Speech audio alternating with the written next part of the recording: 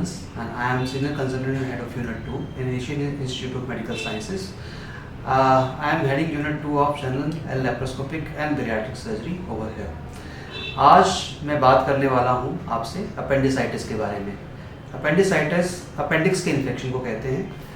आप सब लोगों ने आई एम श्योर कि इसके बारे में सुना होगा कि अपेंडिसाइटिस किसी को हुआ या आपके घर में किसी को हुआ या आपके फ्रेंड में से किसी को हुआ, तो हमेशा आपके दिमाग में सवाल उठते होंगे कि अपेंडिक्स कैसे हो गया और अब इसका क्या करना है। तो आज का जो मेरा प्रेजेंटेशन है, आज का जो मेरा आपको अवेयरनेस देने का प्लान है, वो अपेंडिसाइटिस के बारे में है कि क्या होता है, कैसे होता है, इसके क्या लक्षण होते हैं, क्या सिम्टम्स हैं और कैसे ट्रीट कर सकते हैं, और अगर हम ट्रीट नहीं करें तो इसमें क्या कॉम्प्लिकेशंस आ सकती हैं। तो आज मैं आपको ये समझाना चाहता हूँ। जैसे कि आप देखेंगे, सबसे पहले शुरू करते हैं कि अपेंडिक्स होता क्या है। आप ये देख पा रहे होंगे कि ये एब्डोमेन है। एब्डोमेन जिसमें हमारे सारे abdominal organs, liver, stomach, intestine, pancreas, ये सब ऑर्गन जहाँ लाई करते हैं, जिसको हम हिंदी में कहते हैं कि हमारा पेट है, उसको हम इंग्लिश में या साइंटिफिक लैंग्वेज में एब्डोमेन बोलते हैं। लिवर, स्टमक और ये इंटेस्टाइन, ये स्मॉल इंटेस्टाइन, ये लार्ज इंटेस्टाइन, और यहाँ जो आप एक ट्यूबुलर स्ट्रक्चर देख रहे हैं, एक छोटा सा, इसका साइज यूजुअली 7 to 8 सेंटीमीटर होता है, और ये छोटा सा ट्यूब्यूल की तरह एक स्ट्रक्चर होता है, ट्यूब की तरह, जो एक ओपन स्ट्रक्चर होता है, एक साइड से कम्युनिकेट करता है लार्ज और स्मॉल इंटेस्टाइन के जहाँ जंक्शन होता है वहाँ पे, और एंड हो जाता है। ये एक ब्लाइंड एंडेड ट्यूबुलर स्ट्रक्चर होता है, इसको अपेंडिक्स बोलते हैं। इसके बारे में काफ़ी स्टडीज़ हैं कि ये वेस्टिजियल ऑर्गन है या ये कोई यूजफुल ऑर्गन है। तो मोस्ट ऑफ द स्टडीज़ ने ये कंक्लूड किया है कि ह्यूमन बॉडी के लिए अपेंडिक्स एक वेस्टिजियल ऑर्गन है, मतलब जिस ऑर्गन का कोई यूज़ नहीं है। और जब इस ऑर्गन में कभी इन्फेक्शन होता है, या तो इसके ब्लॉकेज की वजह से या बैक्टीरियल इन्फेक्शन की वजह से, और जब इसमें स्वेलिंग आती है तो उसको अपेंडिसाइटिस बोला जाता है। मतलब अपेंडिक्स की स्वेलिंग को हम अपेंडिसाइटिस बोलते हैं। थोड़ा सा अगर हम और पास से देखें, आप देख पा रहे होंगे, this is small intestine and this is large intestine, और ये जो स्ट्रक्चर है नीचे ट्यूब्यूल वाला, दिस इज अपेंडिक्स। अब अपेंडिक्स में जब भी स्वेलिंग आती है, जब हम इसको अपेंडिसाइटिस बोलते हैं, तो बहुत ज़्यादा उसके जो सिम्टम्स हैं डिपेंड करते हैं कि अपेंडिक्स की एक्चुअल में लोकेशन क्या थी। क्योंकि अपेंडिक्स एक ऐसा ट्यूब्यूलर स्ट्रक्चर है जो एक फिक्स पोजीशन में नहीं होता है, उसकी पोजीशन चेंज होती है। और जैसे कि इस फिगर में आप देख पा रहे होंगे कि अपेंडिक्स की पोजीशन जो है, कभी वो यहाँ है, जो लार्ज इंटेस्टाइन है उसके नीचे, कभी वो लार्ज इंटेस्टाइन के पीछे चला गया, और कभी वो पेल्विस की तरफ आ गया। तो जो मोस्ट कॉमन उसका साइट होता है, वो लार्ज इंटेस्टाइन का जो स्टार्टिंग पॉइंट है, जिसको हम सीकम बोलते हैं, उसके पीछे की तरफ होता है। और सेकेंड मोस्ट कॉमन जो उसका लोकेशन है, वो हमारे पेल्विक कैविटी, जिसमें हमारा रेक्टम या फीमेल्स के अंदर यूट्रस और ओवरीज पड़े होते हैं, वहाँ पे उसका लोकेशन होता है। तो जैसे लोकेशन चेंज होता है, वैसे ही इसके सिम्टम्स भी चेंज होते हैं। अगर हम प्रेग्नेंट फीमेल्स के अंदर देखें, तो यही अपेंडिक्स जो है वो ऊपर की तरफ उठ के आ जाता है, क्योंकि प्रेग्नेंट फीमेल्स में यूट्रस जो है वो अपेंडिक्स को साइड में ले जाता है। या अगर कोई सर्जिकल प्रोसीजर पहले एब्डोमेन में हुआ हो तो इसकी पोजीशन चेंज हो सकती है।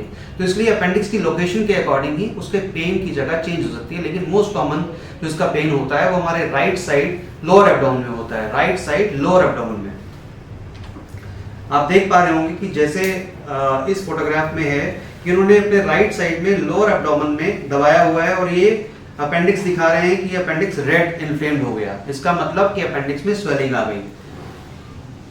ये लार्ज इंटेस्टाइन, ये स्मॉल इंटेस्टाइन, उसके जंक्शन पे अपेंडिक्स, और जब ये अपेंडिक्स में स्वेलिंग आती है तो सबसे जो कॉमन सिम्टम है वो राइट साइड में पेन का होना होता है। और ऐसा क्यों होता है, क्यों स्वेलिंग आती है उसके अंदर? बेसिकली अपेंडिक्स एक ट्यूबुलर स्ट्रक्चर है, वो एक ट्यूब की तरह होता है। अगर हम ये माने कि ये ट्यूब है और इसके अंदर एक रिफिल जो है वो इसके अंदर ये ट्यूब है, ये एक साइड पे एंड है, इसका ये एंड है, और ये कम्युनिकेट कर रहा है ओपन, इसके ओपनिंग से with the large and small intestine के जंक्शन पे। अगर ये जंक्शन ओपन है तो उस ट्यूब में हमको गैस भी दिखेगा, उस ट्यूब के अंदर हमें म्यूकस, जो उस ट्यूब के अंदर ग्लैंड्स होती हैं वो म्यूकस सिक्रीट भी करेंगी, और उसका आना जाना फ्रीली मूवमेंट होगा। और जब ऐसा होता है तो अपेंडिक्स ये नॉर्मल कहा जाता है। लेकिन अगर उसकी जो ओपनिंग है, जो उसकी माउथ है, वहाँ कुछ ऑब्स्ट्रक्शन हो जाए, ऑब्स्ट्रक्शन मतलब रुकावट हो जाए, वो रुकावट किसी फीकल पार्टिकल की वजह से भी हो सकती है। जब फीकल पार्टिकल किसी हार्ड स्ट्रक्चर स्टोन की फॉर्मेशन में कर देते हैं जिसको हम फीकोलिथ बोलते हैं, अगर वो इसके एंड पे अटक जाए तो इसमें ऑब्स्ट्रक्शन हो सकता है। या कई बार कुछ बार पैरासाइट्स कुछ अटक जाते हैं जिसमें एस्केरियासिस जो है मोस्ट कॉमन पैरासाइट है, अगर वो इसकी ओपनिंग में अटक जाए तो अपेंडिसाइटिस हो सकता है। या कई बार कोई ट्यूमर भी उसकी ओपनिंग को ब्लॉक कर सकते हैं जिसकी वजह से इसका जब ओपनिंग बंद होने की वजह से पीछे उसमें स्वेलिंग आ जाती है। तो ऐसा क्यों होता है? आप देख पा रहे हैं इसकी 4 स्टेजेस होती हैं। अपेंडिसाइटिस की 4 स्टेजेस होती हैं। जो फर्स्ट स्टेज है that is early appendicitis. Early appendicitis means जब उसकी ओपनिंग जो ट्यूब है ट्यूब और उसकी ओपनिंग जो कि लार्ज इंटेस्टाइन में हो रही है, अगर वो ब्लॉक हो जाए किसी फॉरेन बॉडी या बैक्टीरियल इन्फेक्शन या किसी ट्यूमर या पैरासाइट की वजह से, तो उसका जो म्यूकस सिक्रीट होने का पैसेज है वो ब्लॉक हो जाता है। और जब ये पैसेज ब्लॉक होता है तो उस समय पेन होता है। वो पेन यूजुअली जो अम्बिलिकल रीजन है, जो हमारा नाभि है, उसके आसपास उसका पेन सबसे ज्यादा होता है इनिशियल स्टेज में। जब ये इनिशियल 4 to 6 आवर्स का टाइम होता है जब ये इन्फेक्शन स्टार्ट होता है। अगर ये इन्फेक्शन परसिस्ट करता रहे और वो स्वेलिंग, वो जो फॉरेन बॉडी है या जो बैक्टीरियल इन्फेक्शन है वो सबसाइड नहीं होता है, तो ये फर्दर स्वेलिंग बढ़ती जाती है और ऐसी कंडीशन में अपेंडिक्स का जो स्वेलिंग है वो बढ़ जाता है क्योंकि उसके अंदर म्यूकस सिक्रीट होता जा रहा है। इसको अपेंडिशियल डिस्टेंशन कहते हैं, जिसमें अपेंडिक्स जो है वो फूलता हुआ जा रहा है। डिस्टेंशन मतलब वो फूलता हुआ जा रहा है। और जब उस समय जो पेन है वो अम्बिलिकस वाले पार्ट से मूव होके राइट साइड लोअर एब्डोमेन की तरफ आ जाता है।